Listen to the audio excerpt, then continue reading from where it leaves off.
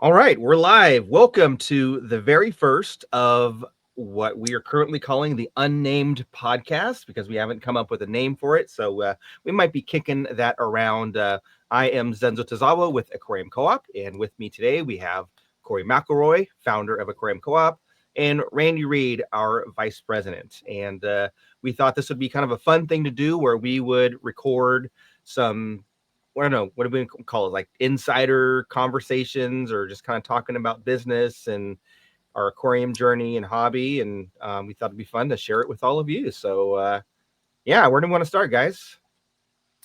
I think we just go around the horn and do introductions. All right. You want to start with you, Cory? I'm Cory McElroy. I've been in the hobby for 20 years, own Aquarium Co-op, fell in love with African cichlids, then monster fish, now planted community tanks, hired all my friends, made a company. It seems to be working so far. People seem to buy our stuff. And now we want to officially give some more behind the scenes stuff. So that way, instead of me getting in trouble at meetings of like, you leaked that, we can all be on the hook. We leaked it together, I thought. And there's a lot of conversations that I have throughout the week in business meetings that I always feel like, wow, people would have loved to have kind of known how we got from point A to point B. And that doesn't always come through in the messaging. And so I think if people are just, this is the first episode, but if you're finding this down the road, this is kind of the thought process of you want to know more as opposed to what we said officially. And why do you choose to do that? That seems real dumb. And then you're like, oh, wow, they agonized over that sometimes for years on a product or something. And then finally it comes out and it seems like it's an overnight, like, yeah, you just copied a product. Like, actually, we're 5 years deep on this. And just finally we released it or something. And so I think this will help with all of that. And I think it's a good way for all of us to get together because people wouldn't know that currently all three of us are in different states. So I'm in Washington, Zenzo there is in California, and then Randy moved his family and he's in Kentucky now where our warehouse is. And so it used to be where we'd mostly hang out in person and everything. And so this is kind of our hangout time, but also justify it by doing work and talking about things. Yeah. Randy? Yeah. I'm Randy Reed. I'm the vice president of Aquarium Co-op. I joined the co-op I just had my 6-year anniversary with the company, joined as the director of operations back when our warehouse was 1,000 square feet, actually a little bit under that. I think they're like 990 square feet, little retail spaces. What we call the warehouse break room now adjoined to the retail store. So a long time ago, we're on warehouse 3.0 now here in Lexington, Kentucky. And there's been a lot of ups and downs along the way, and it's been fun. It's been easily the greatest job I've ever had, most challenging job, most rewarding. And I'm what would I call myself? A seasoned novice aquarist. So I love the hobby. I was a hobbyist before I joined the co-op. I have a very small podcast that I kind of keep going. Like Cory loves my beach ball analogy. So like every few months now, I hit the beach ball and I put out an episode, and then people are like, oh, Randy's not dead. He's still making podcasts. Okay, keep making podcasts, Randy. And then I go like 6 months of hiding, and then I do another episode, which it's something that I really love doing. I love talking to people about the hobby, and I think this hopefully will be kind of a natural extension of that for me, of talking to Zenzo and Cory, guys that I've had on the podcast numerous times. But also mixing in a little bit of business. And I think what Cory really wants is to drag me along with him on the blame game of what we leak, because for 6 years, it's been me saying, why did you tell him that? Why'd you tell him that? And, but it's fine. Like there hasn't been anything detrimental as a result. So love working for the co-op. I was a fanboy first, hobbyist first. And, it's just kind of a dream come true to be able to work in the hobby that you love. It does change your perception of the hobby, but I wouldn't trade it for anything. Although if Games Workshop approached me, Cory, because I listened to the live stream and you were talking about, I was like, wow, this could not be more on. I was like, it didn't even make it through the intro. I don't listen to live streams very often, but I listened to last week's, and you were talking about, I wonder how long it's going to take Randy. And I was really like holding back. How long before I can make a Games Workshop Warhammer tabletop wargaming comparison? And actually listening to a wargaming hobby on the way in here, I think it's actually really healthy that I do listen to it, because Games Workshop is like the leader in their industry. And I'm not saying that we are by any stretch of the imagination, but Games Workshop is. They have a massive fan base. There are YouTube content creators that generate content ad nauseum on what Games Workshop produces. And, you know, they're criticized about not really being in touch with their community and their fan base. And I think that, you know, we're kind of the opposite of that with you, Cory. Like, it started with a fan base. You know, obviously we had the retail store, you had the retail store, but you've always been in touch with the community and with the fans and with the customers. And, you know, I think that a tremendous amount of our success is because of that. And it's just funny that if Games Workshop were to adopt more of that mindset, just how amazing their company and their product would be if they actually listened to their customer base. Because the meme of Fry holding out the money of like, just take my money, you know, that's a company that if they launched, what's one of the armies? If they launched the Cathay army, if they launched Dark Elves again, if they came out with Chaos Dwarfs for the old world, like, people would just hand them money hand over fist. But see, it's seemingly like they don't listen to what the customers actually want. And I think this could be a reflection of that. This is us. We do listen. We have made decisions based on people's feedback, a lot of feedback, actually. And we actively solicit it. So, yeah, that's my spiel. All right. You lost me at Dark Elves or whatever you're talking about. I could divert this podcast so hard. I could talk about how I played my first game of, well, not my first game, but Lorcana. So Disney's Lorcana. I played one of the guys in the break room today at lunchtime. So he got his first Lorcana game in with me, and he won because he affordable Magic the Gathering 2.0. Basically, affordable and easier, I would say. Both of us talked about just kind of keeping it at the pre-con level. So pre-constructed decks, you're not making your own custom, buy it off the shelf and just play with it as it is. So we can get real nerdy. All this is I could get dodging all the nerdy. Yeah, this is Zenzo's job in the podcast is to tell Randy and Cory to stop talking about off-topic things. So I'm Zenzo Tazawa. I've worked with Cory and Randy for going on almost 4 years now. And let's see, my role's changed a few times here in the company, but I'm the director of company culture and teams. And basically, I kind of have involvement in a lot of aspects of our business as far as what we do with our employees and how we manage different parts of our business. And basically anything that Randy and Cory ask of the company, I'm involved with, kind of helping and that kind of a thing. My fish keeping journey, I've been keeping fish for, 25 years now. My daughter just turned 24 yesterday, a couple days ago. And I remember seeing pictures of her in the belly in front of like aquariums at my house. So it's been a long time. Maybe kind of like Randy, what did you call yourself, Randy? Like a seasoned novice? Yeah, I would say like I'm a seasoned semi-pro, right? So the whole like if I said Cory's a pro and if Randy is a self-described novice, I'm going to say I'm like a semi-pro, which is because I have had a service business. I've bred fish in large scale for stores and things like that. Yeah, I love fish. As you can tell, I'm sitting in my fish room. All of us love fish and just surrounded by these little fun boxes of nature and being able to work in an industry that lets me continue to just pursue my passion and be around it every day is great. So yeah. All right. Awesome.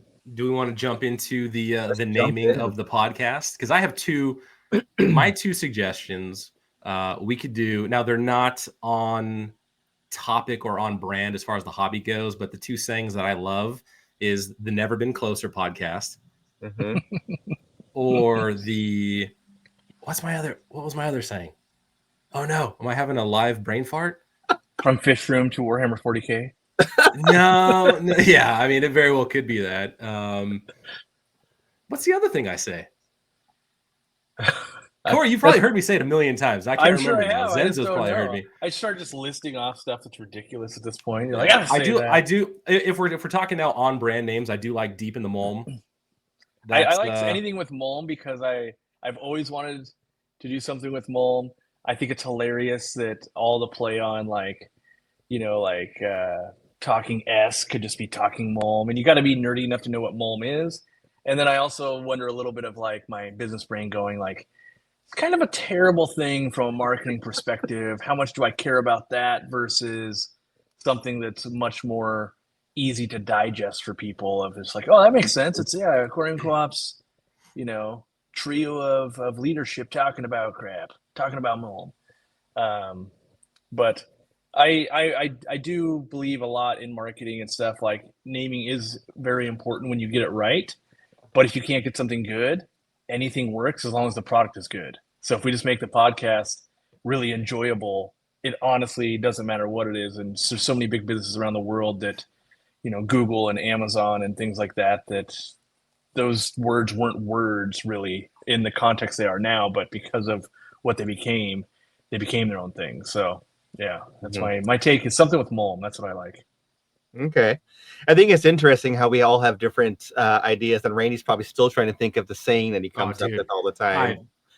I'm kicking myself in the butt proverbially as I sit in my chair. One of the things that you you say something else quite often also, but anyways, I'm taking my tongue.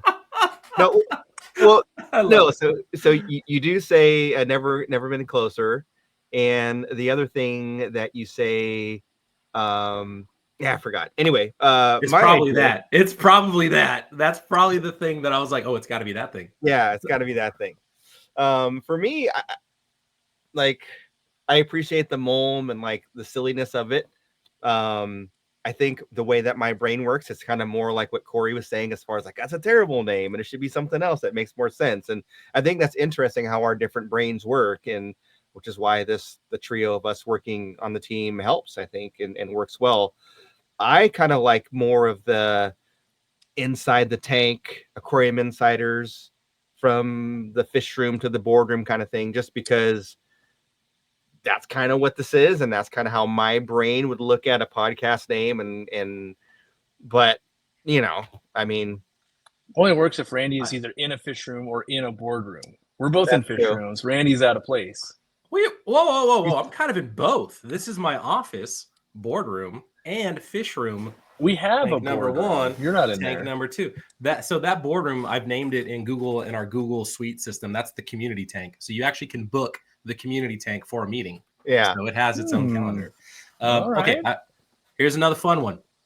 The Med Trio, but like Zenzo turns into the Ikex, Cory turns into Marison, and then I turn into like Paraclens. And like that's the logo, is the Med Trio, and it's the three of us transformed into those three products. If it were 3 Aquarium Co-op products, I think that'd be great. But because they're what's the easy bundle? We do have the easy bundle, but I've already decided. You got to be the root tabs, Cory. That's right. I've already decided we don't get a logo for this until a fan makes us one. I always think it's cool when something's going on for a long time, and then eventually, like, fans start doing fan art or whatever, and then eventually there's something so cool that just sticks. Of like, oh, that's what we're gonna start using, because I don't want to get burdened down with naming and titles, because that's what happens with every project, right? Like, yeah. 10,000 podcasts have never actually made an episode because they couldn't decide on a name and and like a logo and stuff. So it's better just to get it going and trial by fire, because who knows what this will turn into. We think it's going to be about business and fish and stuff, but it could just be like, all you guys do is talk about clouds. You're always yelling at clouds. You're old and cranky. So, yeah. Speaking of fan art, what's been your favorite piece of fan art? And I think you'll have way more exposure to it than I will. So I'll start. I'm pretty sure it was Ryan from Wild Fish Tanks when he had the custom King of the Hill of us. Yeah. I don't know where that lives, but I remember that, and it was awesome. It basically lives like on my Google Drive, because it was a digital thing. That out. And it's another layer, because like King of the Hill and everybody knows that, but what people don't know unless they're super nerdy is there's even EverQuest elements built into it. So like, because there's holding like it's way too nerdy, but a magician's epic weapon is in there too. And so you really have to know like some crazy different groups of lore to even understand kind of the genius that went into that. And is that the WoW equivalent of like a purple or an orange? Like what color? Yeah, it's the equivalent of a legendary. Yeah. Yeah. Which So kinda for like those of us Thundery. that don't know what you're talking about, I don't even know Which what is only you, by the way. I don't even know what EverQuest is. The majority of people on the podcast know what Do Cory's they? talking about. Zenzo. Imagine instead of watching Lord of the Rings on repeat like you do all the time, you just Ooh. played a game where you played one of the characters. That's Okay. Did you- EverQuest. All right. It's like D&D. Yeah. Okay. Before I got into WoW, I don't know if you, Cory, going back in the Wayback Time Machine, the Middle Earth role-playing game was being developed at the same time as World of Warcraft. And I think WoW launched first, and I think WoW got more people on it. But like I was with, me and buddies back then, we had a guild going before like the game even actually launched. And then when the game launched, I was the only schmuck without high-speed internet. So Nice. yeah, I helped form the guild, and I couldn't even play it on launch, so that was awesome. But yeah, Lord of the Rings, Zenzo. So you can roll like you want to be Elrond, buddy. You can roll an elf and go quest and be Elrond. All right. That'd be awesome. What we need to do, we need to somehow work it in with Zenzo's workout routine, where like the heavier he lifts, the more XP he gets in the game, and so he's getting rewards in both systems. That game exists, by the way, because I've been following it through beta and everything. It's like I almost released where it's an RPG that only works based on steps. So if you want to craft a sword, you're like, yeah, that's 4 million steps. Like that's going to take you all year of walking to be able to build it. And you can, and so like, let's say you're like, I want to learn to become a swordsmith. It's like, well, yeah, you got to go walk all day and you're going to learn how to make 2 swords and I'll get you 1 skill point.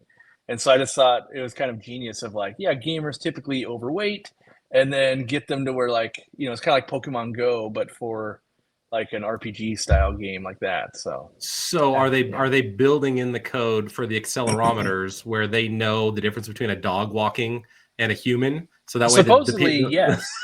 Yes, because people get because the person they're gonna put it on their dog and they're just gonna throw the ball and the dog is gonna do like they're gonna go and get. I'm already thinking it like they're gonna go and adopt a lab because what dog loves to fetch more than a lab? And they're gonna they're gonna like strap their iPhone to the dog and just have it fetch and get all that. That's how I know you're not a very good gamer. I'm already adopting 70 dogs, and I'm gonna have each one of them farming materials and feeding it back to my account. Oh my goodness, the lab farm. I love it.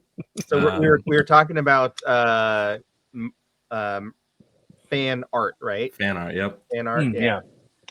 Got to bring us back in from the. Yeah. You do that is your job. To be fair, I mean we can give Jared from AKT a shout out because fan art, like he is a fan. He's like vice president of AKT. Jared, our co-founder, and right. Ooh, yeah, I'll butcher his last name. I don't think I can pronounce his last name. Begins with an M. Good guy though, wonderful guy, and he is a fan. And I would say that like the shirts that you guys are wearing, which we could talk about why Randy isn't wearing one of those shirts, is basically an extension of fan art. And like he loves Aquarium Co-op. He loves the content that Cory's put out for years. He loves you, Zenzo.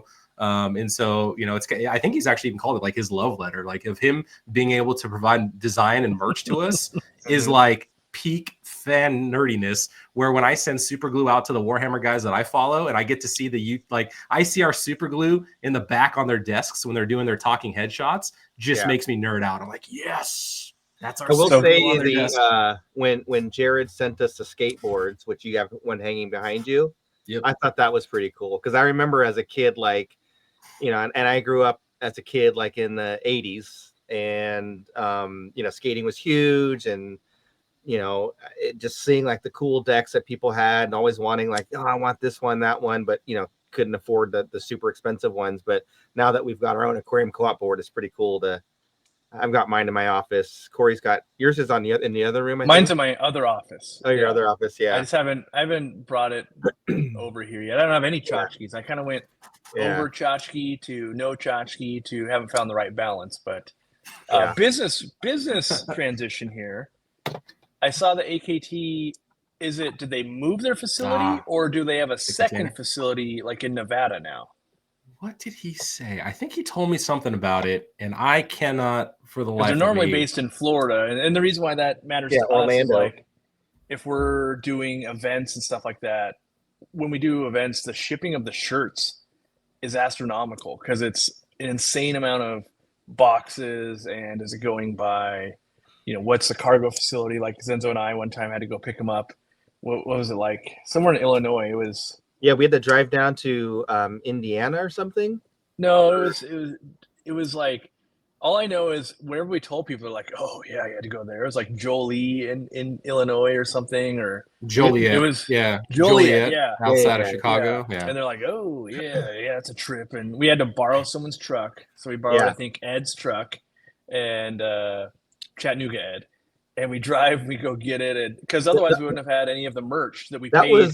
That was not the shirts. That was the totes, I think. the totes. Yeah. Yeah.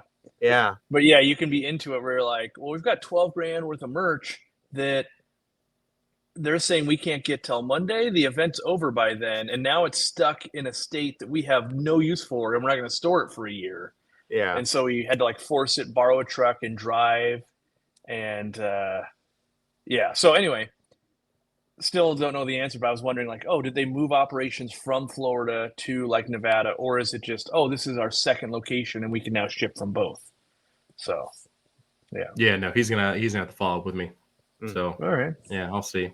So back to favorite fan art, Zenzo, Cory. I think we've only talked about the one piece so far. Did you guys have a favorite, or do you want to move on to something else?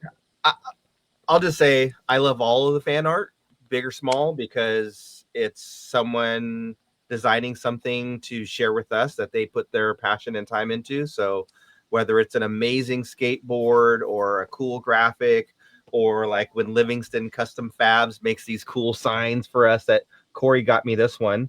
See that? Yep, those are awesome. Yeah, so I love that thing. And yeah, but I like all of them, big or small. I like things that people make. Like, obviously, I kind of get a lot of stuff, and the longer it takes and the more it's homemade, the more I like it. I think the thing that gets used the most is like a quilted blanket that was given, where it's like it's got goldfish and it's got like they put like a patch on it that, you know, says like how long they've been watching us and their kind of little story. And I still like I probably used that last week still. Like we use it all the time. It's just a little throw blanket, but like anything, you know, if you're getting or receiving gifts, something you can actually use is always better, instead of like, sweet, another, I guess we'll put this commemorative plate on the shelf, you know, and it's like, what am I going to do with that? Where if you can actually use it, though, that's always better for me. But, you know, there's lots of anything that's handmade. I've gotten lots of like Murphys or Hanks over the years in different countries. That's always cool. And then I've got the Nurmy, I think, right behind me. Cool. Yeah. The Nurmy's cool. I've gotten lots of fish that have been hand crocheted or whatnot. And I also, like, my Secret Santa gave me home baked cookies. You know, there's always had to make my wife eat one first, make sure she's going to drop dead. Then I ate them all. You know, so there's always that like, man, what if this is the person that doesn't like me? But anything handmade, whether it's an event or shipped to the store or anything like that, always appreciative, always share it. And then the second to that is learning. Like I remember, I won't say her last name, but Sarah had sent us oranges because their family owns like an orange grove in Florida. And this big box of oranges come and they're all like yellow. And I was kind of like, what is this? And there's a card in there. And it explains basically that oranges are yellow unless they're treated chemically to make them orange. And I was like, wow, that is such a learning lesson of like, but I've only ever eaten oranges. Like, oh, whoa. And so learning about that was super cool. And you know, the oranges were great and all of that. And it was kind of this weird, you know, just wake up call of like, but I thought, I'm sure not all oranges are yellow, but it purely depends on, I think what I saw was like time of year and sunlight and all of that. And people want to buy oranges orange. And so if it's the wrong time of year, you're like, you chemically use this gas and you make them orange for the store. And so, yeah. Yeah. So actually, so at my old career, before I joined the Coop, I worked for a food distribution company and we had, you know, warehouses that were hundreds of thousands of square feet. And some of them had gas chambers and they were essentially, I don't know, like a 1,000 square foot, couple thousand square foot room that you would drive a forklift in there with pallets of produce. And depending on the produce that was in there, you would gas them for a certain amount of time. because they'd come in non-ripe. You put them in there, you gas them for a day, you take them out, and then you can ship them to customers. Wow. Yeah, it's a trip. Did not. Turns Did not out know I'm that was not going on. crazy. I was just Yeah. like, man, Yeah. this is actually true. And 'cause I've had that happen before where like fans seem super knowledgeable and I take it as truth. And then I just find out like, that's not true at all. Like, oh man, I look real dumb right now. The first one I saw was in Austin, Texas. And it was like, what is this big room with the thing? It's like, oh, so that's the gas chamber for the, I don't know, it was bananas or avocados or something, or tomato, something, some kind of produce. Put them in there, gas them for 18 hours, 20 hours, whatever it is. Take them out, and it's trippy. So yeah. On the note of Nury, I have a forum idea. So shout out to the Aquarium Co-op forum. If you're not on there, get on the forum. Good conversations happening. There is a 3D printed thread, and I think we need to throw out a solicitation for somebody to convert Nury into an STL so people can print their own Nury of different sizes. And I feel like that would be amazing. And then like next level would be you weight it. So maybe there's a slit where you can put like Aquarium Co-op plant weights in the bottom. And then you like Rapashi his hands or like have him be able to hold zucchini or something. And he just goes down to the bottom of your tank. And all your little bottom feeders, your plecos, can get down on Nury and the Rapashi or the veggies. But at the very least, and then we need to take that and make it better. We make it better and bring it to China, where each hand is a different little basket, like a worm feeder. So you put the freeze dried foods in. It's got a weighted base, and he's on a string. And now we're selling toys to kids. I love it. There you go. that Nury though, the Nury is phenomenal. I mean, it's probably recency bias that it's one of the newer things that's come out or that's been sent to you, but it is. Anything crocheted, like when you crochet something, it just adds this extra like cuteness factor to it.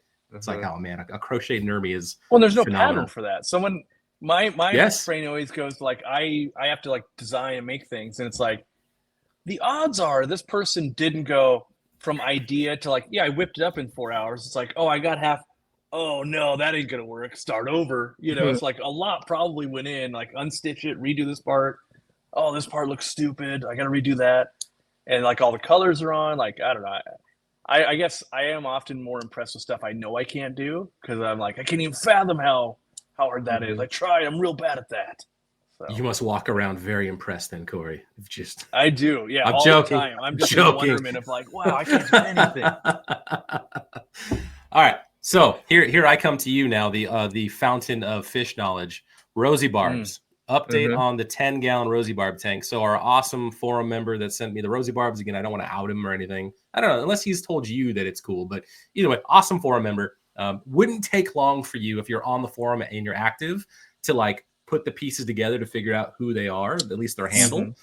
So I think he sent me like 5 boys and 10 girls. The majority of them today. So when I service this tank, I put most of them in our plant system, which is kind of the whole goal, is to have Rosie Barbs, breed them. Randy gets to add something to his imaginary BAP program and say that he bred Rosie Barbs. And then, we just kind of grow them out and we use them in our planted tank system as something to just kind of graze on the plants and just pick off any random hair algae that might pop up. And so right now, what I've got going on is I've taken a lot of the tissue culture that shows up open to us. So like the Tropica tissue culture is really good, but Tropica, without fail, there will be numerous cups that show up to us and they're leaking in transit. So they haven't quite dialed in the sealing system and they're great on giving us credit. But a lot of the booses and the Anubis that we've gotten, I've just thrown in this tank just to see how they do. Some of them have taken, some of them haven't. And I think it might just be what happened with them popping and all that stuff in transit. But either way, I've cleaned it out. I've moved some boosts over to this tank. And now what I have is I've got a yarn spawning mop on the bottom and I've got 2 boys and I think 3 or 4 girls now. So I've reduced the size of the breeding group. I've got a Java Moss mat that I probably will take out. I might actually give that to Asia for her tank. And then the whole goal is to have that be the spawning tank and then move it over. And I've got the little spawning contraption floaty guy that we picked up off Etsy that I think you use, Cory. So thoughts on the setup so far? I think my next step was going to be, I didn't have any cork. I think my cork from my fish room days, I might've tossed when I moved from Washington, but I was thinking about doing a floating mop as well. So I've got 2 options for them to go. That's what I'm doing right now. Only the floating version. So I don't know which one's going to work better. We'll know this shortly, but Yeah, in theory, they're going to spawn every day for you if they're old enough, right? So you can basically pull them up and wait a week and see, do you get fry? And that's kind of what I did as I moved my adults out of the tank they were in. It's day 2, so eggs haven't hatched yet, but it'll be another couple days. And I'll be like, were they laying eggs every day? And then I'll just raise them up. How small are the Rosie Barb eggs? I don't see them with the naked eye. Really? Well, I also don't have a way to see them. What I mean by that is I've got gravel and all of that. Right. And so it's a different thing that if, like on the mop, I might be able to see them, but they're pretty darn small. Even the fry are pretty darn small.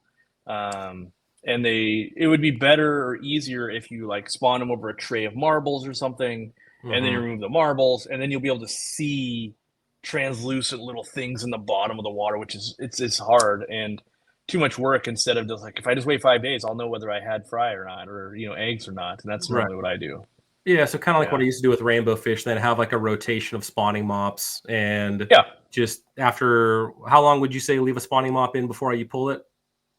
A couple days? I'm lazy, and so I build systems, and so I'd probably swap it like every Monday or something, like whatever day you want to make at the at your office there. Just be like, today's the day I've got this gap in my meetings, and I swap the mops, and that's and I set the fish for whatever they're going to do.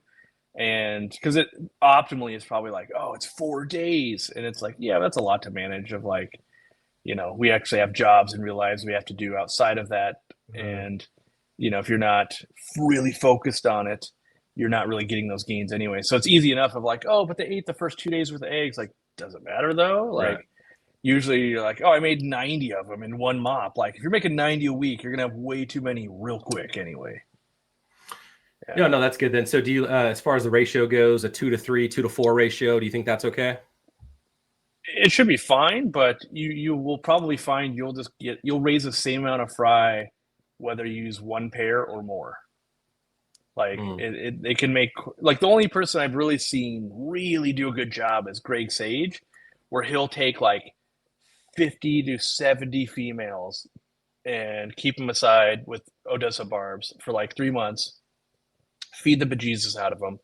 Then he'll have 10 males, and he like gets up at 4 o'clock in the morning, gets ready, puts them into the tank, lets the light come on. That happens for like 4 hours. All the breeding happens, and then he gets them all back out, and he'll raise a few thousand at a time.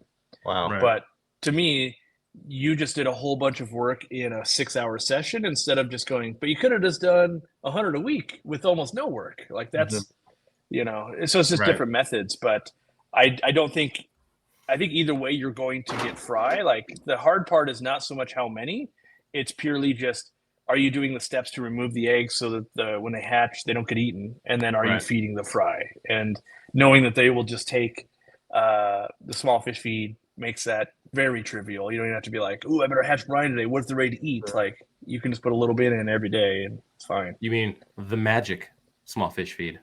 That's right. The Can't magic. forget that name. Can't forget the magic. I'm putting magic on everything now, by the way. Yeah. Everything's magic. The easy, can it still be easy and magic? Yeah, easy magic. Green. Oh, I love it. Zenzo, you got any thoughts for me on the Rosie Barb tank here? No, I've never kept Rosie Barbs. But you're talking about breeding. It's funny and we're kind of getting off track here, but never off track. If we're talking about fish, we are on track, my friend. I was at Cory's a couple of weeks ago. I was looking at the Rosie Barb fry and the Corridora fry. And I commented, I'm like, yeah, I've never spawned Corridora before, or plecos. And the Corridors that I have are always like in some community tank, and I've never let it go. And it's funny, when I came back, I looked in my tank with Corridora and Akara, and there were a bunch of Corridora eggs on the glass. I was like, oh, should I scrape them off? I'm like, nah. So I left them. And then, they're gone. And then they laid more the next day. I'm like, should I take these? I'm like, nah. Like, so is it a planted tank though with like any foreground plants? With like a well-established like foreground or back? It's not well established because it's a new tank that I set up. There's plants in there that I just transplanted from other tanks, but it's not like a jungle or anything. It's just they did it right on the glass. Yeah. So it would have been super easy for me to get a razor blade and scrape them off, but I just Or thought a it was 3D funny. printed egg Yeah. scraper. There we go. Yeah, I gotta Whoa. get the 3D. So many printed. directions to take this conversation. Oh my goodness. Yeah. Yeah, I mean, I had panda cories in my 75 that was super heavily planted. I think it was Dwarf Chain or Dwarf Sag that had just completely carpeted the front and back and like kind of up to the mid ground. Mhm. And without even pulling eggs, the survival rate probably wasn't great, but it was still producing panda cory fries, so that was pretty cool. It's because panda corridors are colony breeders. They only lay like 7 eggs a day, and they don't lay on the glass. They only lay in like mosses and plant roots. I shouldn't say only. I've only ever seen it done that way, and that's why panda corridors are more expensive wholesale, because like orange lasers, you can get a group and you're like, hey, I spawned 300, 500 today. Panda corridor is like, nope, you can make like, you got a group of 12, you're making 7 a day if you're lucky. And so it's same thing with like the pygmy corridoras and Hastatus and Habrosis. All of those could be colony bred if you set them up that way, but that's what keeps the price disproportionately higher compared to the stuff you can spawn in these. You get one big female and she lays 300. That's months of work with those species. So that's probably why I was wondering, like, why does he care if it was densely planted in the front, knowing they're going to lay on the glass? But yeah, if your experience is pandas, that would make sense. Seasoned novice. There you go. There you go. I want that to be a new shirt. I did it a couple times already, but I have another lazy way to clean the Coarse sponge filter. So you've already leaked the fine, right? That's already that ship has sailed. Yeah. Okay. So I don't think you can really pull it off nearly as well with a fine sponge filter, but my lazy way is taking my gravel vac tube and I get and I think bare bottom is probably gonna work better than if you actually had it planted, but with the sponge filter kind of stuck in the corner, you take your tube and you just kind of like push it in to the sponge and it releases. It starts sucking out all the extra junk. So you basically can service your sponge filter without taking it out.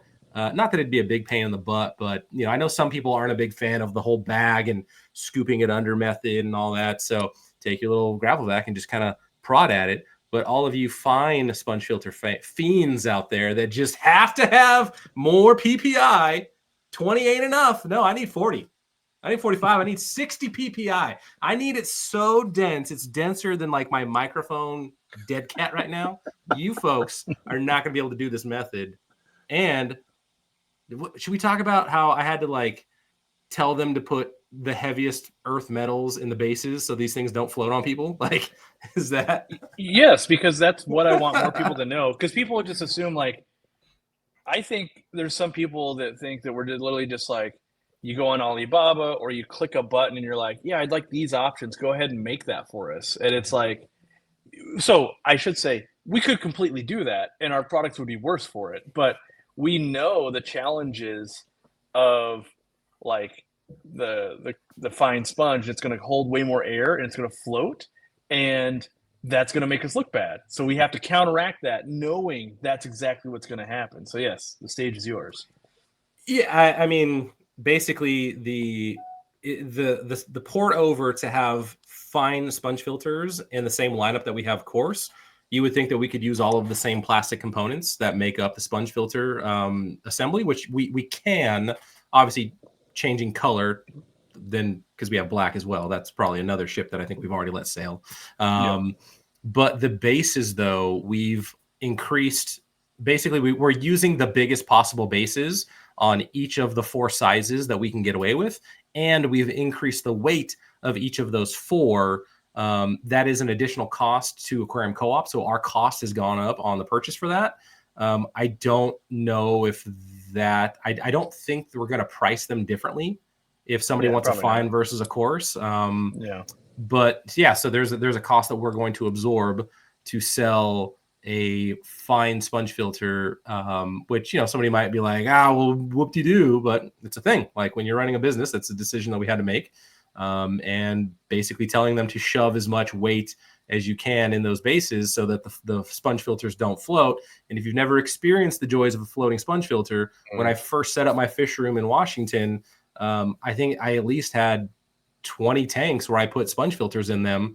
And this is the first time I'd use sponge filters, not knowing what they would do, and they were of course fine sponge filters. And you bought the Amazon cheap knockoff ones. Bought the Amazon specials, and what did they do? They floated. So you I didn't, battled the crap out of them. Oh no, I did. And guess what? They still floated. So it was days and days of going in there, squeezing, and then having to put weights on the lids so that it doesn't gurgle water out of your aquarium, because the sponge filter, it's not just going to rise and go straight up, right? It's going to angle.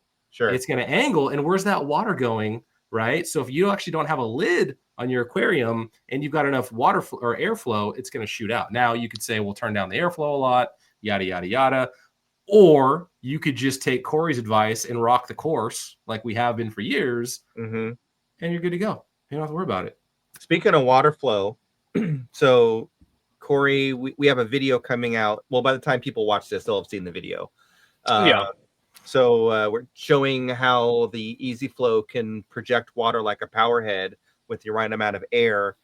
And I actually am using that in one of my mud skipper tanks because it's not all water, where I have the Easy Flow sticking up about this high out of the water, and it's flowing water onto one of my floating islands. So it's kind of making this whole like waterfall thing this high off out of the water, and it's cool. It looks like a waterfall essentially. And do you get any more clogging of the Easy Flow collar in the Brackish tank?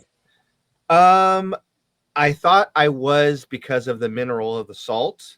But I'm not sure if it's because there's also like sandy substrate in there, and if that's getting in there. I could see that a little bit of sustain. I hadn't thought about that yet, because some people have problems. Like, I don't seem to have a problem with it. Like, yes, I have to maintenance them, but I'm maintaining them like every 3 or 4 months, and that doesn't seem out of line.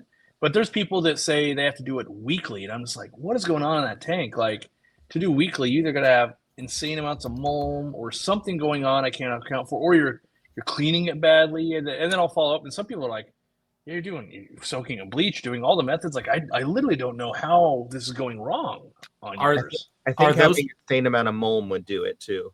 Are those people that you're talking about, are they deep in the mulm? They could be. Could be deep in the mulm. I'm interested to see long term. Just saying.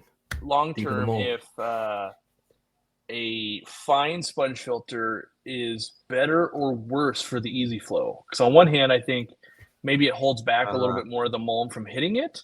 But I also know I've run coarse sponges with heavy loads to where it gets so full. Like, there's multiple ways to plug one, right? Like, because sometimes if you just take the thing off and start shooting like a rocket, the sponge is actually full, and the collar itself is fine, as in not clogged up at all. And so I'm wondering, like, long term, is the next complaint just going to be, the Easy Flow collar with the fine sponge plugs up sooner.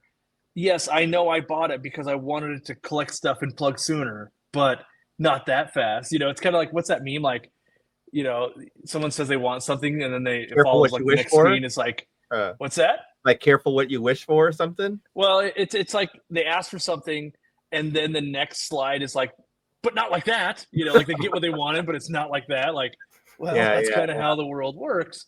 And then I've been thinking about how I'm going to promote these fine sponges. And when we go to clean them, I think we show how to clean a Coarse. And then for the fine one, it's me scraping it off into the garbage, like the pineapple pizza. The best way to serve pineapple pizza or eat pineapple pizza is just me scraping it straight into the garbage. That's how you clean this. And then I replace it with a Coarse one. It's almost how many squeezes to clean a fine sponge filter? It's like the Tootsie Roll pop, right? Like, infinite. I actually think it's the same at the end of the day, because it's like the same amount of fish poops being collected. It's just whether you want to do it weekly or you want to do it monthly. Like, that's the difference, and people just fall on different sides of that. No, what I'm saying is I don't think you can ever get to the end of cleaning a fine sponge filter. I think every squeeze will still squeeze something out. I think the Coarse one, you can actually fully clean it, like by squeezing. At least way better than a fine. I can get it very, very clean. I've only ever experienced it with fines. Like, fines can get so plugged, you squeeze them, and they don't come back. Right. Like, it leaves a handprint. Yeah. And then, like, even if you drop it in a bucket, it's like it takes like 20 minutes for it to like, and that all of a sudden takes a really long time. to clean because it's like there's not, you got to really kind of work it and dissolve it out. Yeah, it replaces those hand workout Hand machines. exercises. So I worked at a store with 300 sponge filters, and everybody that worked there, Popeye forearms. well, you would get Popeye forearms, but then you'd start, like, if you did too many tanks in a day, because sometimes you'd be slow and be like, oh, I'm doing 50 tanks. You would just be in pain. Like it's it's almost like a tennis elbow. Or I called it like, oh, I'm getting a sponge filter wrist. Yeah. And after many, many years of doing it, yeah. Man, I want to try it now where you get the old school like wash bucket that has the hand crank with the two rollers and just run a sponge filter through that. Bring it through it. So as you know, everything in my life has to be optimized. And we tried lots of things. So some of the things we did, the owner of that store, when I worked for him, he actually had a dedicated washing machine for sponge filters. Like no detergents or anything went into it. Didn't the discus farm outside of Shanghai, didn't they wash their sponge filters? They had a special washing machine. Yeah.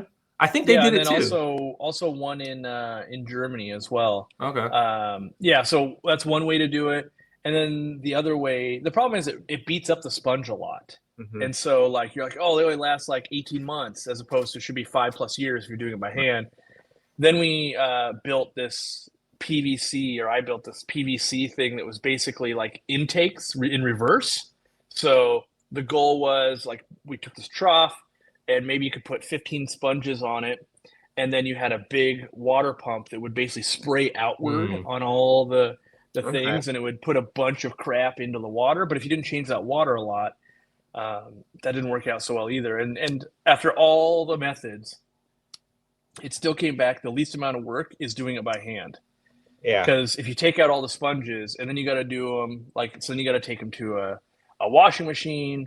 Then you'd have to like get them back out, assemble them back together. Where if you just do it right at the tank, there's no disruption to the tank. And keep in mind, this is in retail stores. So you can't just be like, well, just for today, they won't have filtration. They won't look good. Like you need it to, look good all the time, which is hard to explain to employees sometimes. Like we can't, it can't look bad one day out of the week. Like it's got to look good even while we're cleaning it. Mm-hmm. And so, but definitely learned hatred for fine sponges in that. Like it just, it makes it take way longer. And also fine sponges, they can kill your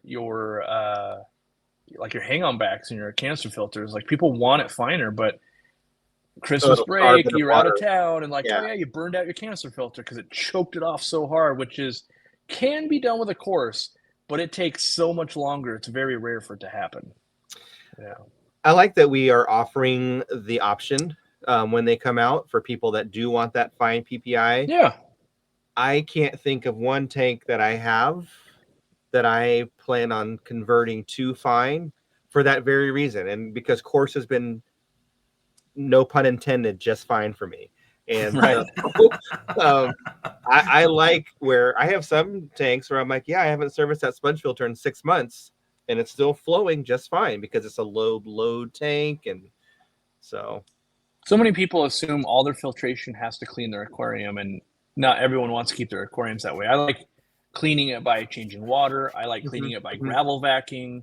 Right. There's ways in which I want to clean my aquarium that isn't necessarily like, I don't want to clean it by breaking into a cancer filter. I would get any day. I'd rather gravel vac than break into a cancer filter. If you give me the choice, I'd rather change water. I would rather do any of those. So, but I get it. I get it that some people want fine. And as our job, like if you only want to hand me money, if it's fine, it's my job to make it for you. As long as I guide people that like, I don't know which one I want. We need to do a really good job of like, here's the pros and cons to each one. And then let them decide for themselves. Because I do think a lot of people that haven't had sponge filters are going to buy fine and then be like, yeah, sponge filters suck because you got to clean them all the time. It's like, only if you choose that one you do. And that's what you want, though. I think it's important, too, to remind people as well, which I'm sure they've heard you talk about it, but the reason it's taken us this long, not that that's super long, but that it's taken us this long to introduce fine or even other color options is just warehouse space. Being one of the big constraints. So when we were, I think, I'm trying to go back in the Wayback Machine, but I want to say, Cory, that we launched the sponge filter when we were still operating next to Edmonds, next to the retail store. So I feel like only pre-filters at that point, I think. Right, only pre-filters, and Yeah. Well, because that was the first product we ever. So one of the pictures that I use, I'm holding up prototypes, and it's the picture of my face. It's on, I don't know, I think one of our things has that picture. Yeah. And that's when we started with the sponge filters, or at least working towards what was ours going to look like, making the tweaks, and that was in the old warehouse. Mm-hmm. So we had 900 square feet of warehouse, right? Warehouse 2.0 was about 9,000 square feet, but really about 1,000 and a half was dedicated to office and break room. So we had about a 7,000 square foot warehouse. And we now in Lexington have 35,000 square feet. So we now have the ability to actually on site have way more pick locations, way more storage. Yes, you had 10 cargo containers at your property. That's okay for storage. But when it comes to actually day-to-day operations of picking and replenishing, we had no space. So the 4 that we launched with, we're lucky we even had the space to have the 4, right? And that's why if you looked at our kind of, it's also a very bulky item. It's a very bulky item, absolutely. Yeah. So if you look at our product like timeline of launch, I think you're seeing a lot more rapid fire launches in the past 9 months than you have probably in a couple of years for us because of space constraints. Yeah, we've had stuff in the pipeline, and we always just can't launch it. It's not a money thing; it's a space thing, and so there has been some of that stuff just stuck. Yep. Do you want to switch to any biz to talk about? Whatever the next thing is. How are we doing on time? We're at the 51-minute mark. So 10, 20 minutes depending on the topic. I just discovered LaCroix Strawberry Peach. These are now my new favorite. Oh, that's right, because Cory got you on the blackberry, or what was the sparkling water? Wasn't me. Oh, I mean, I picked it out. So I'm currently drinking Spindrift grapefruit. Oh man, this right here. I love the art on the can too, but this drink right here is good. Oh man! So Zenzo left his chair.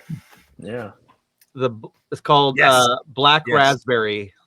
That's a good one. That's a good one. So Zenzo, when you see Strawberry Peach, all right, I'll grab that next. Yeah, it's a good one. Latest on the store expansion. I've just been waiting to vent about this because it's the never-ending thorn in my side. As of yesterday, there was talk hey, we're gonna fully approve the fire system. And we're like, sweet, that sounds awesome. And we're like, we'll get it all done, and so we don't have to come back. And then half an hour later, it's oh, actually, Fire Marshal wants us to switch the address numbers on the doors, and which we'd already done. The first Fire Marshal that came through said, remove all of them, and I want all of your spaces just under 9661. That's what the 9661 Furdale and Edmonds. That's our address. And so we comply. We rip down all the things. And we buy specifically 4-inch white letters, bottom right corner of the window. We get compliant. Partner Marshal guy comes in. The other guy goes, oh, no, this is all wrong. I want each of these to have their own number on the door. And we're like, we literally just took that down because you said we couldn't do that. And he says, well, I'm going to have to get back to you. And I'm dramatizing this. I don't think he was actually that way, but I'll have to get back to you. And so as of today, text message comes through, just kidding, just want the one labeled. We want the letters in the bottom corner, but now we also want the 9661 on that one door. So it's a hybrid of all of these. And that completely encapsulates how did it take 3 years to open up a fish store, because we can't even get we comply, and they're like, great, undo that work and do it differently. And we comply, and great, undo that work and do it differently, depending on how they're feeling that day and who's there, which makes it incredibly hard to actually get anything done. And so what we thought was going to be done this last Tuesday, which was a few days ago, is now set for fire alarm people coming back out again next Tuesday to change labeling on the panel so that they can come out again and then maybe certify us. And then we could proceed to getting general occupancy and that walkthrough. So it's just, how does it take 3 years? in the city of Edmonds, it can take 3 years because of stuff like that. There's always challenges of like supply and stuff can go wrong and all of that. But when you stack on these extra layers, like the retail store has been ready to open for over a year. Like we have been ready. We've basically been 2 weeks away from opening. So we just got to put like some dry goods in and like move the iPads over and kind of get the employees and go, hey, does this feel like a good flow? Okay, we're good. We open 2 weeks later. We've been in that literal mode for over a year at this point. So we've missed a year of having the store open from these small but important things. Like they are important, but they could streamline it and make it a lot easier for us. Or not even us, everybody. So what you're telling me is we've never been closer. Never been closer. We have never been closer. I see that doesn't always work because technically I think we were closer on Tuesday, and then 30 minutes later they put us further away. So, and they've done that multiple times. So at one point the whole fire system was, oh, well, you're not in compliance, and nobody in this entire 3 buildings in this place is not in compliance. Right. I can't find the permit. Here's what I'm going to do. I'm going to make it so that you guys have 1 year to get into compliance, but you can open. And then literally called the next day, just kidding, found the permit, do the normal thing. And now it's been 3 months of work of trying to get through it. And we're not, and then we didn't even bring up the fact that getting a company to come in and do the work is a Herculean effort in itself. So we've gone through multiple companies. We had 2 companies come out. We're on the second company now. They've done the work and everything. They got to fix a couple things. But there was a time where I feel it was like a solid 10 to 12 weeks of trying to get the guy to come back out and like even like start the job or tell us what he was going to do next. And then we got to a point where he kind of ghosted us. Yep. And so I Googled, trying to find another one and found another company, and it took a few weeks to get them out again. And so it's just been, I feel like you handed that off to me back in September. Yeah, because I couldn't. I was calling places every day, and I'm like, I'm getting nothing done of my other jobs because I can't seem to get this to move forward. And I was like, I've hit the wall. Someone else has to pick this up now. I'm going to lose it. I'm going to yell at somebody. Someone else got to do this. Yeah. So, we've never been closer, and still feels like never been closer though. Yeah, we've never been closer to maybe actually getting to use our $500,000 investment at this point. Yeah. Yeah, we need some type of graphic timeline of like comparing building out, launching, transitioning an entire e-commerce operation across the country to like, no, we're just trying to take over those 2 spaces that are already connected to our current space. Like that's all we're trying to do. That's all we're trying to do. And I think for people too, to understand the Furdale Village, like where we operate, it's like, it's one of those shopping centers that they haven't made that kind of shopping center for 4 decades. Like it is it is just everything. Every space is like, like we will be so in compliance with everything, yet everybody connected to us will still be running 1980s, 1970s stuff. So, like we've almost made like a bomb shelter of these 3 little spaces, but all these other ones, don't look at those. Don't look at those. Yeah, it drives me nuts that we have to be in compliance on the expansion, and the store that we're in right now does not have to be in compliance. Like, so it's so dangerous. We can't let anybody into this door right down here, and yet we don't have to follow the same things. It's fine to go over here. Like, clearly, it's not that dangerous if we can operate that way every day, but we can't go over here. And I find that I honestly wish it was everybody had to do it instead of that, because that makes sense. Like, oh, it's so dangerous, so we have to do it, instead of like, oh, no, you're already up. We let the danger continue over there. You're already doing the danger. But here you want to start new danger. We can't allow that. And so it's very irritating to me that it's not the same for everybody and everything. And in fact, you can move in next door to us and you wouldn't have these problems so long as you don't change what the business type was doing. So if next door is an office and you put in an office, you won't have to do any of this. If you do what we did and go, we want to take this office space to retail, that's a change of occupancy. And all of the codes over the last 40 years, you now have to come up to code on. So that's what we've been dealing with, is like, oh, so we are the ones. But if you were a gym and now you want to be a gym, don't have to do anything. Yeah. Yeah. The minute you want I to mean, change the occupancy. It's almost like, and this is exaggerating a bit, but it's like if we were trying to open up a propane torch shop, or we were trying to sell tiki torches, or something where it's like flammable, or hey, running chainsaws, like something dangerous, you would think. But the fact that it is just a fish store, which water and electricity, I'm not gonna say that's not a thing. Slip hazards, sure, yes, keep us in compliance with that. But it just really boggles. Like, it just really boggles how difficult it is. And, if we didn't have an online business, like if this was just you trying to start up Aquarium Co-op, like, before we had online, before YouTube, oh man, would not have been good. Yeah. Would not be good. It'll be good. Zenzo's coming up next week, and we're going to hammer on that as much as we can and just get it ready. Like, we'll never have been closer, and hopefully we'll be even closer to when someone will finally give the rubber stamp of like, we are done putting up the roadblocks. Because we've complied with everything. Even we used some fasteners that weren't to spec, and I like this story. We over-engineered and used better fasteners to attach the racks to the wall. Well, because they weren't the exact ones, which were inferior, they wouldn't pass it. So we had to pay I call it the earthquake architects, to certify that the fasteners we used were actually better. And we have the letter to hand them of like, per the specs, they did more than what we asked for. Please authorize this. This is better than what we asked for.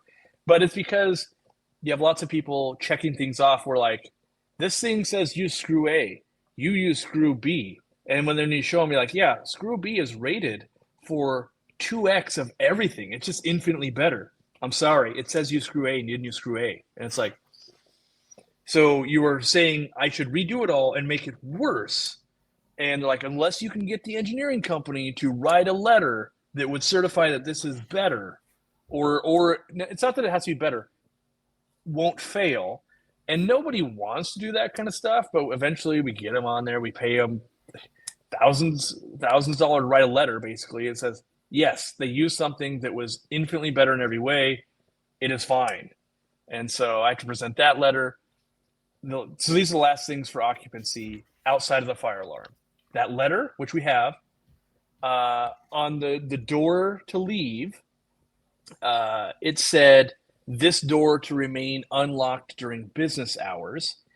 That is illegal now. It has to say, the sticker has to say, this door to remain unlocked while occupied.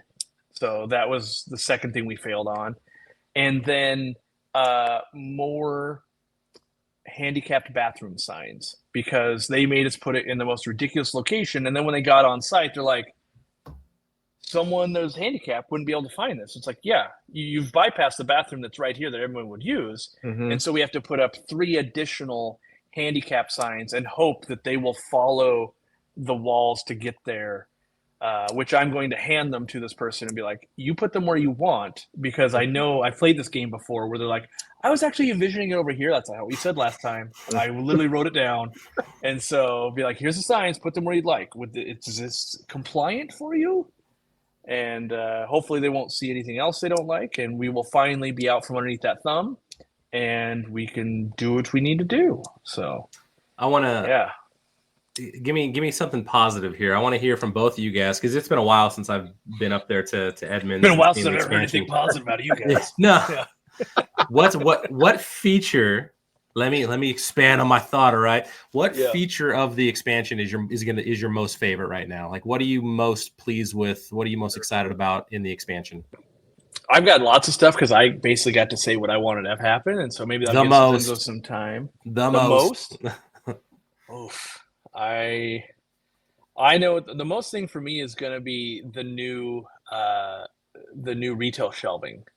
Like knowing that we change what we're going to do. So the stuff that I don't know if you were listening to live stream, but Katie dubbed my display as the corner store, and it's genius. So I'm going to call it the corner store from now on. Nice. Yeah, the corner store. So the corner store shelving turned out so nice that we're putting that in the original retail store, but also we have found how we want to put it in the expansion as well. And so knowing we've got these challenges of like the fine sponge filter, both in green and black, and this kind of stuff, and the replacement sponges, which I'm leaking that now. You can just buy just the replacement sponges if you wanted. So bringing on like 16 more SKUs, there has to be more room in the retail store. Like right now, we don't have the shelving to go, oh, just add 16 more sponge filter boxes. Like that's going to be insane. So we have to bring in more room.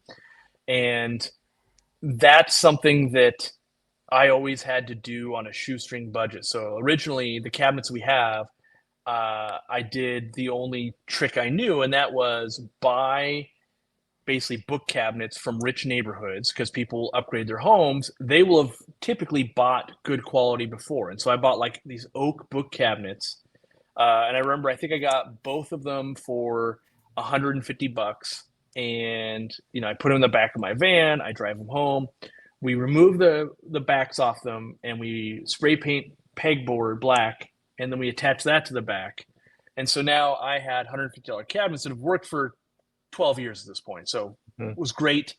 But we have vastly outgrown that to where, like, well, the shelf only holds 3 bottles of Easy Green, and we sell 3 bottles of Easy Green on a Saturday in 40 minutes. So we're constantly refilling, and we need deeper shelves. And so the relief that's going to bring to the crew, and then from a merchandising standpoint, because I love to merchandise, but some of the shelves were fixed, and so for like stability standpoint. And so it made it really hard as products change over the years of like, oh, we want to put this hang on back. Like, oh, it doesn't really fit. It looks terrible.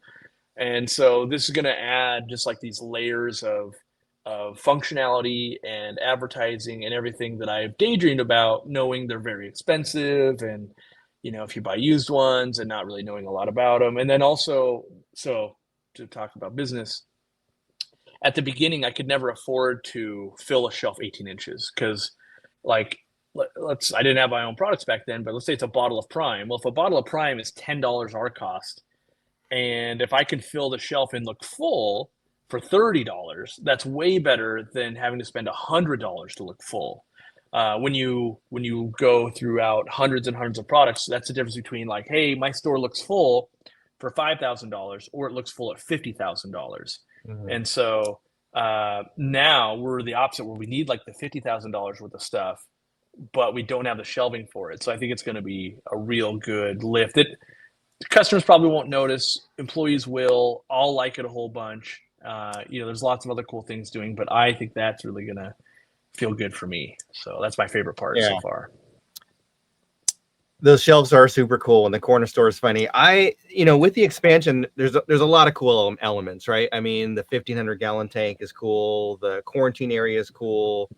The racks, the better rack area, I think will be great. But for me, I feel like just the general openness of the store is what I like the most. Just the fact, even when we put in the new shelving, there's so much space compared to what we have now. And so, as you mentioned, we've been operating in 900 square feet essentially, and we're tripling that, if not a little bit more. So it's just walking in there, it just feels a lot more expansive and open, and a lot more a greater ability to do different things, carry different products, carry more products. The other thing that I would say that I really like is every time I go into a fish store anywhere in the country and they have ponds inside the store, I always think it's really cool. And whether it's koi fish or goldfish or rice fish or anything in there, I just think it's really cool when I see like an open tote or a pond in a fish store. And the fact that we have 10 or 12, yeah, 12 in there. So that's essentially 1,200 gallons worth of ponds that we're going to have all different types of floating plants and fish and things like that. I think that's pretty cool. And if I were just a regular customer coming in, that would probably be something that I personally would geek out on more than the openness of the store. That's, that's something we lost over the years. Like when I worked there, I'd get there early, and because we used to have totes. So we'd have 3 totes outside the store, and they're on wheels. So you have to wheel them in each night and wheel them back out. And then we had like air pumps on each one to air pumps. And then sometimes it was bucket filters, depending on what we were trying to get done. And we basically I'd have to get there early before we open, and you'd roll them out to the curb. and I'd open up this big valve and drain them to about 2 inches, and it would just put insane amounts of water onto the parking lot. And that's why I had to get there early, because if you're there 10 minutes before you open, there's already people parking, and you can't be like, oh, I'm just going to put 300 gallons of water on your car, like, because it would shoot out, right? And so I would do that. I have to go pick up the fish, and then you'd have to refill them, and you want to get all that done before you open, and they'd be outside, and we'd sell koi, and that'd be great for a season. And then it would slow down. You'd have to like clearance out the koi, because you didn't want to do that for the whole year. And then you didn't want to put 300 gallons out while it's freezing outside. Right. And so now that we can handle all that internally, we basically get to add on ponds as a category to the store that was only ever an intermittent category, and it was only ever as strong as we were. And what I mean by that is, when I was working there, and if you kept the same employees year after year, if they got 3 months of like koi knowledge under their belt, they'd push forward. Where now, if we can have koi in the store year round, it's like, well, in a year you'll get 12 months of koi knowledge as opposed to just 3 months. And so it was really quite hard to train employees the different types of koi and what to look out for. And because we'd know just enough where people would come to us, but then they'd ask advanced questions. And if it wasn't me standing there, the employee wouldn't know, like, oh, is this one going to do this thing? Is this type of koi? And so I think we'll be able to develop that knowledge over the next couple of years and be the go-to source for that, which means, I know in the back of my mind, we have to pick a new koi food we want to sell in the store. We still have the challenge of, I still want to launch a koi food knowing that it makes no sense shipping it around the world. It's like trying to ship a bag of dog food where people want it to be as cheap as possible. Meanwhile, shipping is $4 billion. It's only going up for us. But even if it was a store-only product, as in like maybe we ship to our store and maybe we're willing to ship it to other RPP stores, which I think, to transition a little bit, I think that's going to be, everyone's watchers won't want to hear that, but I think there's going to be more and more products that have to do that, where it doesn't make sense shipping direct to consumer, but it can still make sense shipping direct to store. And that would be things like aquariums, giant bags of food, because koi people want 12 to 20 pounds at a time, not 1 pound or anything like that. Potentially I could see like aquarium salts, like we do ship it now, but it's just so brutal that we have to compensate in some way. It's either like, shipping thresholds go up or whatever's going to happen. If we ever had a substrate in the future, maybe that would be one. Yeah, exactly. Yeah. And so there's some of these products that we have good lines on. I know exactly what I want to launch. I know all of it, but it's like, I literally don't think we can get it to a customer without us losing money. Yeah. And that doesn't make sense for us. And then at the same time, because Randy and I have been in these talks, like, we would love to sell substrate, but I don't want to defend ourselves online all day of like, why is it 40 pounds for 25 pounds of substrate? And it's like, well, shipping it from Kentucky to California costs us basically $30. That's why. Like, we don't even make money on this. And so that's not a good spot to be in for business, of where you're doing the work, the customer is angry because the price is high, and you're not making money. No one wins in that scenario. And as I always say, we're looking for the win-win-win. The win-win-win podcast, by the way. So if we're all losing, it's clearly not going to work. But I do think, especially as stores can start getting to pallet level and that kind of stuff, some of the stuff will scale where, that totally makes sense if you walk into a retail store and buy it. And I think gravel's the one that everyone understands, like shipping rocks. I mean, there's lots of people that never shipped anything.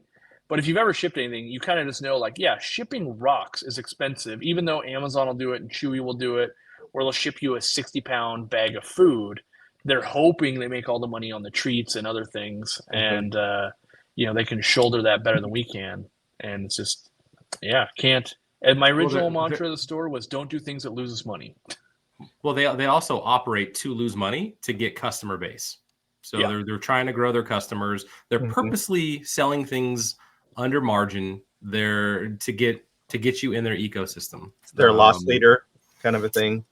Yeah, it's I mean, honestly, with Chewy, it's like everything on the website would be a loss leader then. Like, I don't think there's a single thing that I've looked upon Chewy where I'm like, oh, that's actually competitively priced with everybody else. It's like, oh no, they are as cheap as it is for me to buy it from our wholesaler, is what you could buy it from Chewy.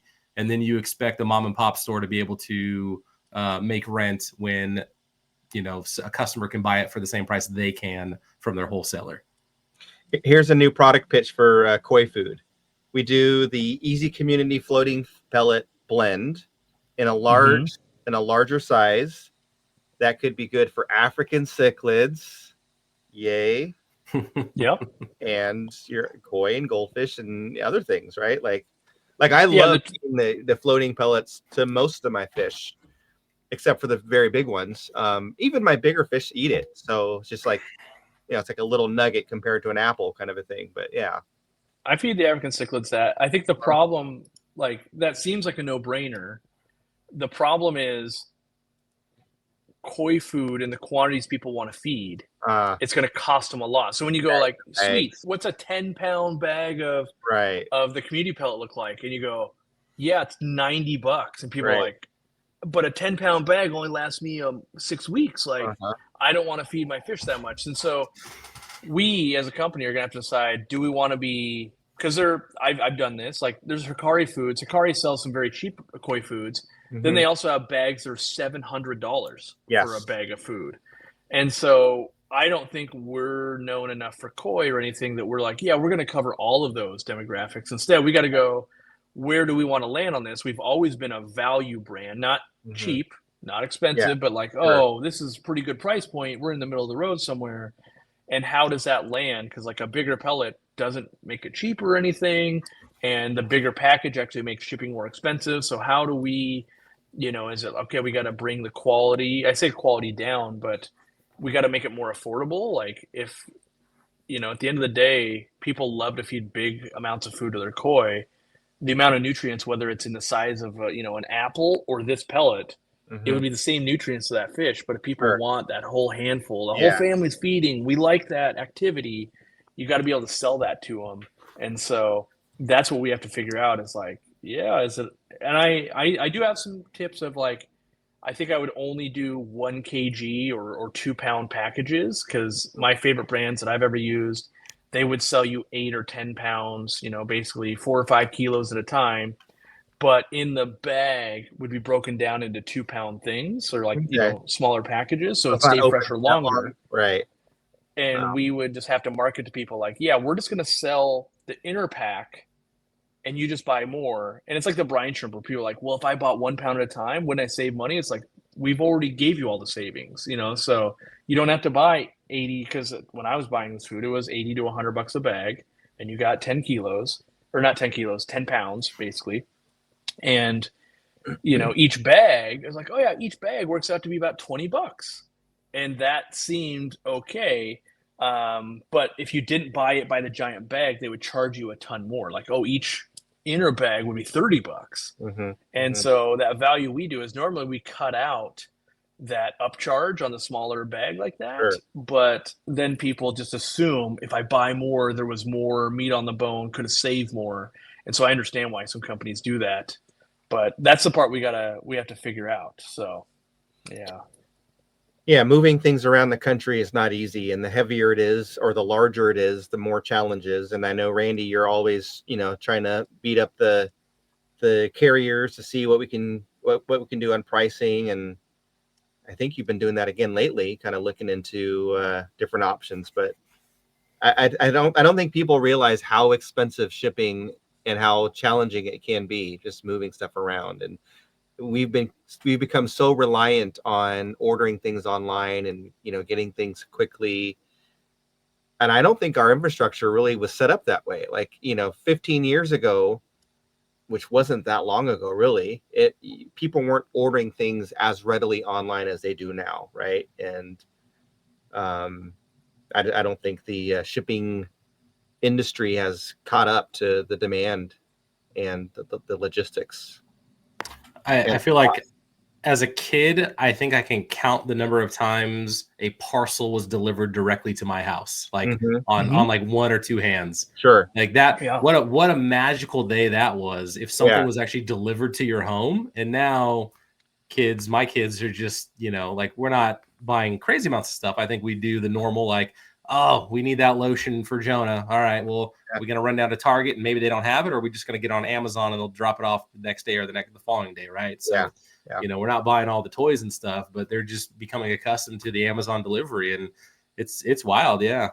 Yeah. So to wrap this up, I did look up Chewy because they technically were profitable last year. Technically, every other year, I know last time I looked, they were negative 54 million on the year. Mm-hmm. This last year, they sold 2.8 billion worth of stuff. So that's I would wager myself and everybody in this room and everybody who would be listening, we can't conceptualize how much more billion is compared to millions. Like it's very difficult. So if you look up that kind of math, and the best conversion is like seconds and days and things like that. We're like, oh, 1,000,000 seconds is 33 days, and 1,000,000,000 seconds is 784 years, or something crazy astronomical, right? Yeah. The reason I bring that up is they did 2.8 billion worth of sales, which is an insane amount of sales. Their profit on the entire year was only 3.9 million. So wow, if you were to do the math, that's like fractions of a fraction of a fraction of percent. So like razor thin margins, which the year before would have been negative. They literally lost money. So what I'm pointing out is it's hard to compete if someone only values price. We'll never be able to beat them. But if you value like innovation on a product, customer service, sponsoring the little guy, the podcast, the live streams, that kind of stuff, we're, in my opinion, we're always fairly close. Like we're always within, I'm gonna call it like 10%, so like, oh, that thing was $10. Aquarium Co-op's got to sell it for 11 for it to make sense. But I also don't think that the models are never long-term. And there's always going to be people that are like, well, I'll get while the getting's good. But, the 2 for $2 Big Macs at McDonald's only last so long. And now it's like, well, Big Macs are $8 now, but everyone's accustomed to eating McDonald's. Same thing. Chewy does, the game plan for all these big venture capital type businesses is gobble up market share as much as you can, run at a loss. We'll fund it. Don't worry. Once you have the lion's share of customers, you start adjusting the knob and you go, yeah, your bag of dog food was $50. Now it's 55. Now it's 56. Now it's 57. And eventually it will be kind of one of the more expensive places, but it's so ingrained on your auto ship and your family just does that, that they'll make all their money back 5 years from now, where they're like, oh yeah, we were 3.9 million profitable. Now we're 3.9 billion profitable per year. And then the cycle will start again. The next Walmart, Target, whoever the big guy will be like, well, we'll come in and we'll start gobbling up share. We've got a 10-year plan to do the same thing. And our plan is just like, well, we'll just take it one day at a time. Yeah. So we don't have the 10-year, like, we'll get everybody and we'll gouge them. We've got the 20-year plan. 20 years from today, I still want you buying from Aquarium Co-op and supporting us and doing what we do. So, yeah. 1,000,000 seconds is 11.5 days. 1 billion seconds is 31 years and 8 months. Yeah. It's like, just, yeah. It's an astronomical thing that because it just seems like it's like a time 10, like, oh, from $10 to $100. That's what it feels like. When you hear those numbers, you're like, that's not that big. And then when you start getting into it, like, oh. And there's also money things where it's like, if you made $100,000 every day since like humans existed, you still wouldn't have like 2.8 billion or whatever. Like you can't even, it's an astronomical amount of money. So the point being, for them to have touched so much money and only had the profit be at 3.9 million, their one accounting error from, they just lost money last year. Like, shipping went up by 0.25% and they're negative 5 million on the year, basically. It's potentially the accounting error that actually gave them profit. Like, that's how razor thin it is. It's like, oh, somebody did make an error and they did look profitable when actually, no, they're still. Yeah, even though, to the layperson like us, 3.9 million, that's an insane amount of money. But in context, if you look at a lot of times when I'm trying to conceptualize this, when you turn it into percentages, because you take out all the big numbers and it goes to percentage, and you're like, oh, they made their profit margin was 0.00065%. And you're like, well, that seems really small. Like, that's because it is really small, actually. Yeah. So $100,000 is 100% of a billion. So it would take, if you made $100,000 a year, it would take 10,000 years. Just to make 1 billion. Yes. Is that right? Is it 10,000 or 10,000? 10,000 years. Yeah. So if you can make $100,000 at work to make $1 billion, it'd take you 10,000 years. Yeah. Yeah, which is yeah, exactly. So it's just I don't know why my brain can't. There's probably 1% in the comment section like, no, I totally get it. And then the rest of the 99% of us are like, that math doesn't seem like it maths. It's real hard to understand. And I just because it sounds like, well, they made a lot of money. It's like they basically didn't make money. If so for instance, if you had 2.8 billion and you just like put it in a savings account, you would have made insanely more money than that. Sure. So they were real thin on that. Right. Which that's just what it makes it hard to compete against it when, like I know some specific products like ZoomEd floating beta logs, they literally sell it for cheaper than any wholesaler we can get it from. We went directly to ZoomEd and they were like, yeah, we don't care. And so we just stopped selling it because I wonder if it's still $6. Like it was $6 for so long. Well, I bought them so much from. We used to buy them from Chewy. Yeah, I bought them so much that Chewy actually blocked my account because they thought I was doing something suspicious. So I had to call and talk to somebody at Chewy for them to unfreeze the account so I could go and buy some more floating logs. Now they raised their price. Yeah. Yeah. So now they're in line with $7.99. PetSmart and Petco. Yeah. Yeah, that's what happens over time. Is like, but they are them though. Wait, which one do they own? PetSmart or Petco? Yeah, Which one? Yeah, they own it all. Petco, they own PetSmart, both? Chewy, all owned by the same megacorp. Oh, well, there you go. So there you go. Same with they also own Marineland, Tetra, Oceanic. Let me see. Let me check one of our suppliers, and I'll see what it's going for. If you were an actual wholesaler, if we were to say, hey, we want to carry this product now, and we already know ZoomEd doesn't want to sell to us directly because we've tried that avenue. We don't hate the product. I like the product. It's just it also makes us look bad though when people go, hey, why is your stuff more expensive? And and we can tell you because it works because we're not selling it, but like, yeah, so $7.99 is a retail. We'll tell you what we would be buying it for. Maybe if we're lucky, we can get it for $7.50. $7.35. Yeah, so yeah, that becomes a non-starter of like the minute we swipe the credit card and we pay any employee to drop into a box, we've lost money without even shipping it. Yeah, and just so people are aware, a typical margin, you're hoping for 40 to 50%. So if you're selling it for $8, you'd be buying it for $4 to $5, and then you do all of the work outside of that, and then at the end, maybe you're like, hey, I made 50 cents after I sold it. Yeah, I think in your example too, you don't even have to use us as an e-commerce example. Just say, hey, your favorite mom and pop store, if they want to carry this product, they're going to pay $7.35. They're going to pay somebody to put it on their shelf. Do you think they're going to sell it for $7.90? Like, can they sell it for $7.99? Yeah, it's not. No, it's they not can't. It's can they? It's they can. And then you're going to go in there. You're going to go in there and you're going to price shop and you're going to see, well, it's $7.99 on Chewy. I can just add it when I get my bag of dog food. These guys are trying to rip me off. Like, are they? Are they trying to rip you off? The worst part, I think the worst part is actually you go into your local mom and pop store and you want to support them, right? And so you come in and maybe like, cause we did this and we'd be like, hey, we've got it. We sold it at $9.99, right? So we were making like a couple of bucks, but if you fill up your basket and you're like, yeah, I want this beta log and I want this other thing, this other thing, this other thing. And you spend $100 with us and you're like, I'm supporting you guys so well. And then it's like, we really appreciate it.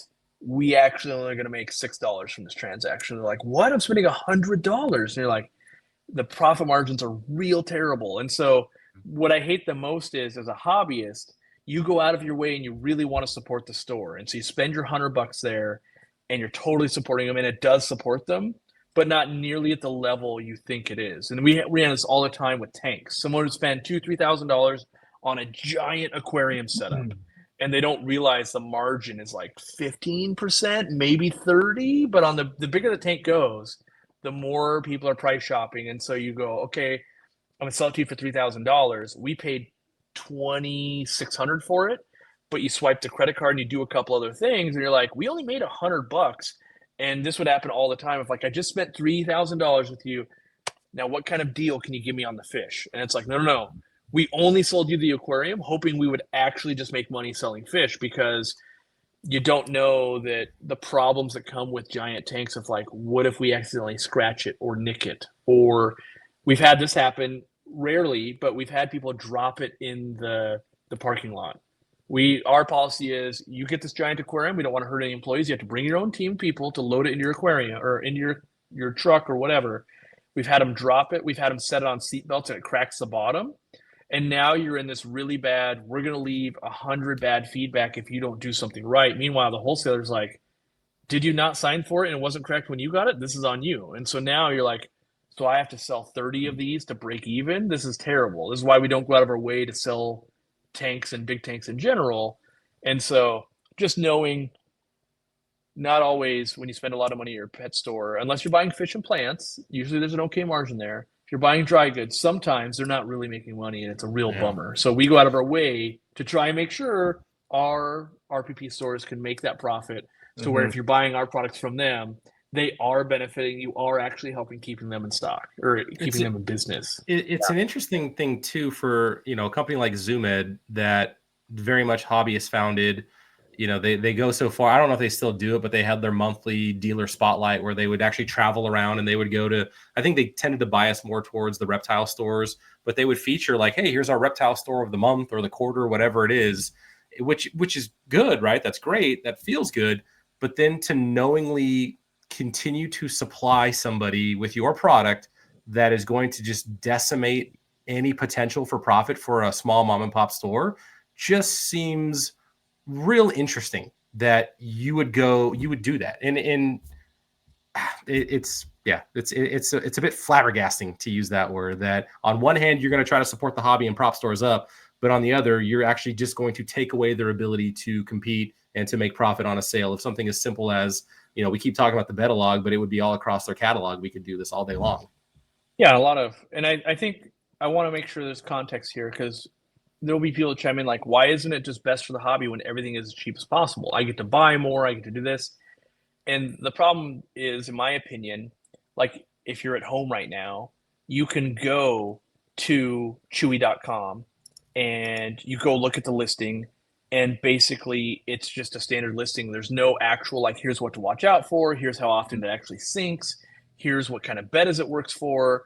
They don't even allow, I guess they do.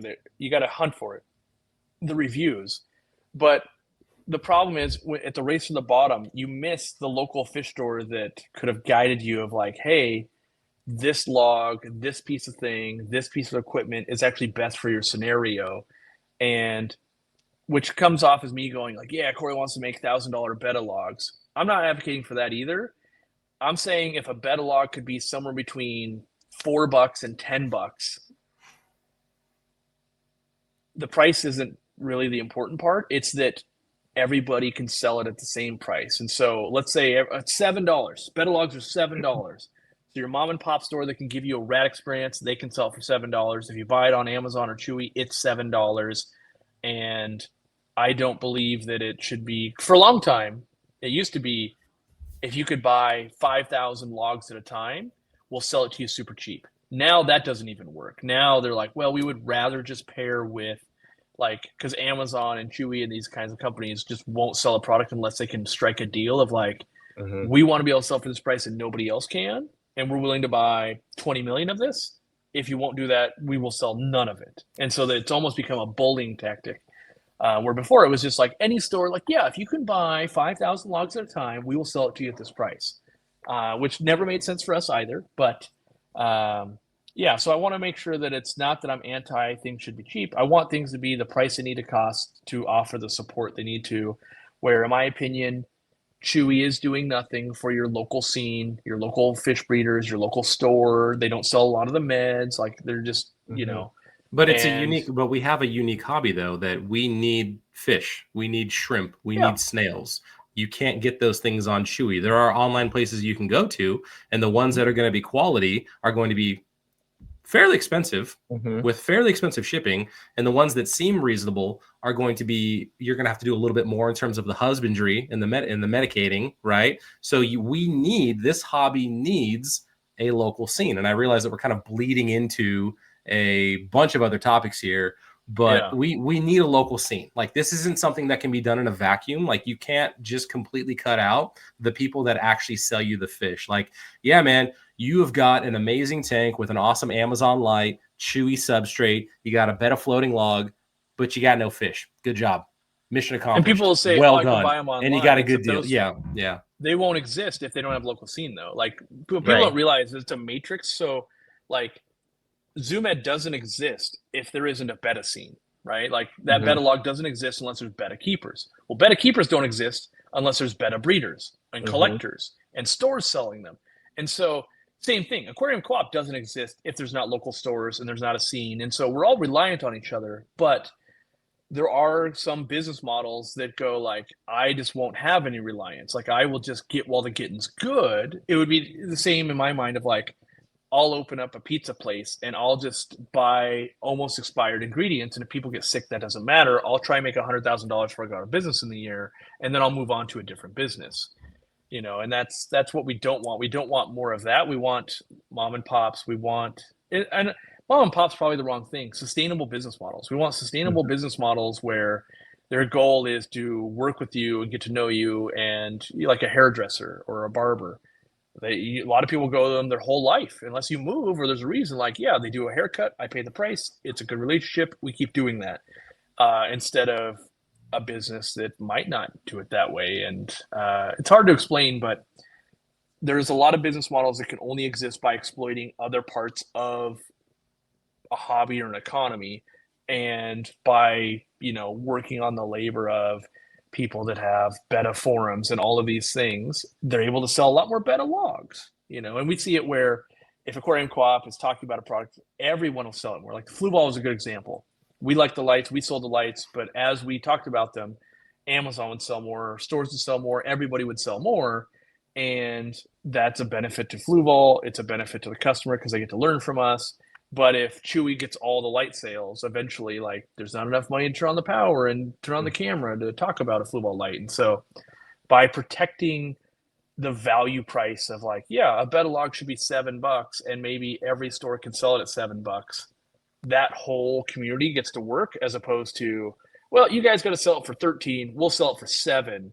And even though we need you to advertise it, we need you to educate people about it, and they're coming to us, it breaks down. And I think what we'll see long term is these brands that don't try and work and keep it fair for everybody will dwindle. And I'm seeing it dwindle more and more. Like, Zoom Ed would not exist, in my opinion, if they didn't have reptiles. Like, they are such a giant in the reptile space that they wouldn't even be able to be around in the aquatic space without it. And I think Rapashi is the same way, by the way, good product, but wouldn't exist if they didn't have the reptile side of it. And so if companies don't start leaning into these hobbies, they're going to lose it to other people. And we might all be worse off for it, by the way. That happens. Like, Rapashi goes up in price and is getting harder and harder to find because it's an afterthought. Like, even though, like, I know I've approached them like, I love shrimp souffle, why can't we bring it back? And the answer is just like, nah, we're doing reptile stuff. Like, oh, okay. Like, that's a bummer. Like, you're leaning into the reptile. I get it. You're kind of neglecting the freshwater side. That's going to be a dwindling part of your business. So, all right, Cory, 1 hour, 38 minutes. I think we've the rants are done. Yeah, we peeled a lot of bark off of that one there, and we just go for 24 hours and we just use up all of our content that we have for like the next year. Yeah. And it's just like, hey guys, here's a super episode. Yeah. we give you one super episode every year. Enjoy. So, any final thoughts on stuff we talked about today? No, I think we just end with freshwater is the best water. Freshwater is the best water. Is our ending? Until then, freshwater is the best water. That's right. That'll somehow make all the saltwater people or someone hate us. It'll turn into this thing that we never intended. We like this lighthearted thing, and then there'll be some way in which it'll get spun into like I think it's saltwater, but it'll turn out that like tannin tanks hate us all of a sudden. They're like, oh, he's totally launched attack, and like that wasn't even the ecosphere, man. Like, no, that completely unintentional. Saltwater people, just go look in your blue bulbs. It's fine. Everything will be okay. Yeah, it's all burn good. it out of your sight. All right, everyone. All right. Thanks for watching, listening. We'll catch you on the next one. Adios. Thank you.